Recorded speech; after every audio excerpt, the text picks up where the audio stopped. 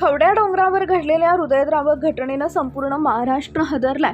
मुलानं घेतलेल्या टोकाच्या निर्णयानंतर त्याला वाचवताना वडिलांचा आणि त्यानंतर आईचा झालेला दुर्दैवी मृत्यू या घटनेनं अनेक सवाल उपस्थित केलेत।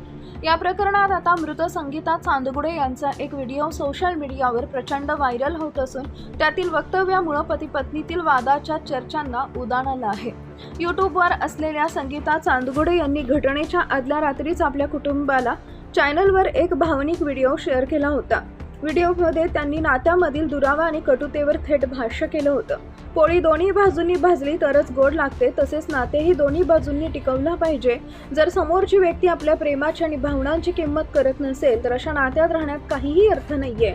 अशा एकतर्फी नात्यातून बाहेर पडलेलं कधीही चांगलं, अशा शब्दात त्यांनी आपल्या तीव्र भावना व्यक्त केल्यात।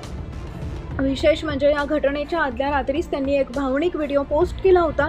या व्हिडिओमध्ये त्यांनी नात्यांमध्ये एकतर्फी प्रेम आणि भावनांची किंमत न करणाऱ्या व्यक्तींविषयी भाष्य केलं होतं। ज्या व्यक्तीला आपल्या प्रेमाची किंमत नसेल, आपण त्याच्यासाठी जे करतो त्याची किंमत नसेल, तर अशा व्यक्तीसाठी काहीही करण्यात अर्थ नाही, असं त्या म्हणाल्या होत्या। पुढे त्यांनी नातं दोन्ही बाजूंनी जपलं आणि त्याची किंमत केली जात असेल तरच त्या नात्यात राहावं, अन्यथा अशा नात्यातून बाहेर पडणं चांगलं, अशी भावना त्यांनी व्यक्त केली आहे। संगीता चांदगुडे यांच्या या व्हिडिओनंतर स्थानिक पातळीवर आणि सोशल मीडियावर निरनिराळे तर्कवितर्क लावले जात आहेत। नात्याला अर्थ नाही किंवा समोरची व्यक्ती किंमत करत नाही या वाक्यामागे पती-पत्नीमधील प्रचंड वाद किंवा कौटुंबिक कलह कारणीभूत होता का, असा संशय आता व्यक्त केला जातोय। कुटुंबातील अंतर्गत कलेश आणि नात्यांमधील वाढलेला दुरावा यामुळेच तर हे संपूर्ण कुटुंब नैराश्याच्या गर्तेत ढकलले गेले नाही ना, असा सवाल आता उपस्थित होत आहे। पोलीस तपासाकडे सर्वांचे लक्ष।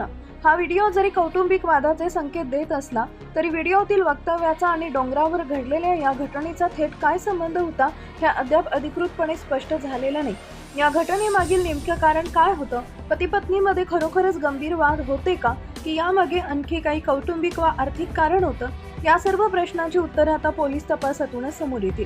घटनेच्या काही तास आधीच केलेली ही भावनिक पोस्ट आता चर्चेत आली आहे। मात्र या व्हिडिओचा शेवट असा दुर्दैवी घटनेशी होईल असा निष्कर्ष काढणं योग्य ठरणार नाही। या संदर्भातील नेमकी वस्तुस्थिती तपासातूनच स्पष्ट होईल।